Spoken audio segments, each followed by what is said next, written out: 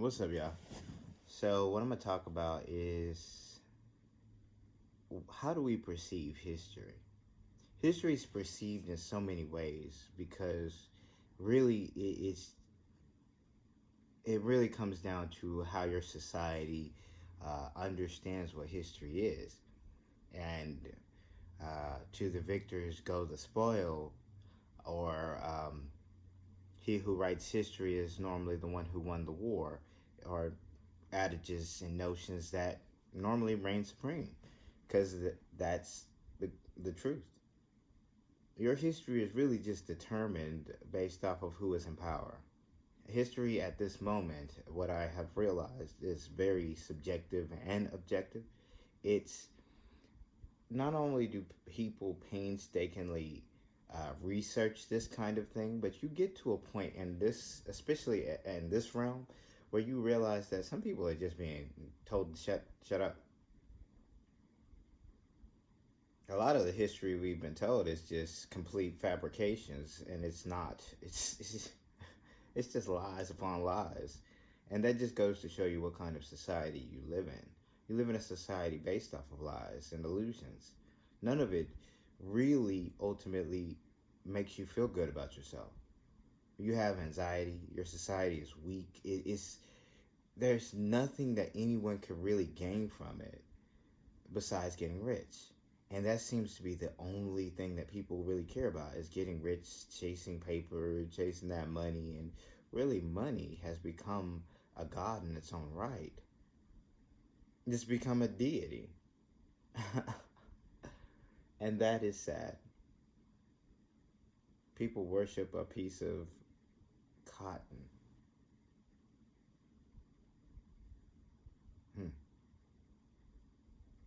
I guess.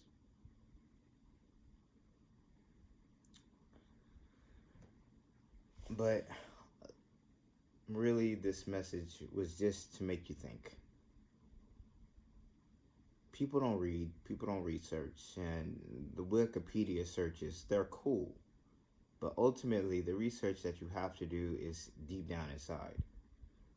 A lot of the spiritual work that I'm referring to doesn't exclude the Most High. And when I say the Most High, and the reason I don't call him God, or call it, or hydrogen, or whatever you want to call it, the reason I don't call it anything but the Most High is because in my life, it is the thing that reigns supreme. It is the highest form of consciousness.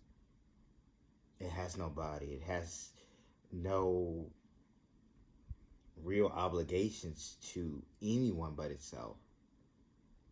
But it created us all. It put life in us all. And my devotion to it is a testament to my journey. Because before I didn't have, I hate religion. I hated religion. I literally hated religion. It was boring, it was slow, and it really didn't serve a purpose because I started to believe in all the nonsense that the regime that controls the land, I started to believe everything that they were pushing, what they were peddling to me. And then I realized that all these regimes are just fictitious hierarchies that really ultimately are controlled by a plutocratic form of government that is just rich people laughing at poor people. And when I say rich people, I mean people who really don't have the same concept of money as you do, because they're peddling you a lie while laughing at you. And then, with that being said, they're using demonic or lower vibrating or negative energy, or whatever you want to call it. They're using it against you, and you really don't realize it. And that's sad to say, that there are people in our government being told to just be quiet, and they are being quiet. There are people in your government that is told to be quiet, and yet they're being quiet. For what? Why lie? At this point, the writing is on the wall. I mean, why hide yourself for who you really are? Don't hide tyranny. Embrace it. Like, I've literally come to a point where I realized that you have no real power over any of your citizens, but yet the illusion of power keeps them in a certain spot. And that is funny to me. It's quite comical. And then I swear to you on everything that I will get people, literally people, who question me, who laugh at me, who scoff at me because of crap that I say. Because words are so obviously powerful. But, and then you get government officials who will start coming after you. And when I have to tell you, I already know certain things are going on, and I really just don't say anything because why? What's the point?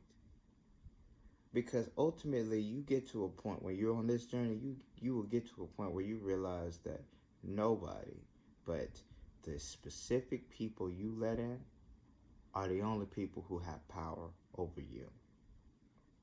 You have all the power. So I have all the power. And for those chosen that are literally real chosen, and at this point I know that there is a grand design out there because it's really crazy. It's really crazy. How many people out there have a notebook or something they jot stuff in, like artwork or just stuff that seems a little outlandishly weird, but you're putting it in that book. But you're on this journey. Cosmic design. Are you being herded for something? It's time to stop lying. It's time to stop holding ourselves to a specific spot because ultimately times are changing. You let fake people have power who don't even answer real questions anymore. They don't even answer your real questions. So what kind of legitimate government are they? These people are talking about carbon and the nitrogen levels are through the roof. Something is not adding up. Something does not make sense. But alas, societies come and go. Civilizations come and go. Planets come and go. Stars come and go. Entropy. It's the name of the business. Once it runs out of steam, it just runs out of steam. But this message is getting a little bit longer than I would like. So with that knowledge out there, for the light workers, keep doing your thing. For the chosen, stay on mission. And for those who know, let's get it.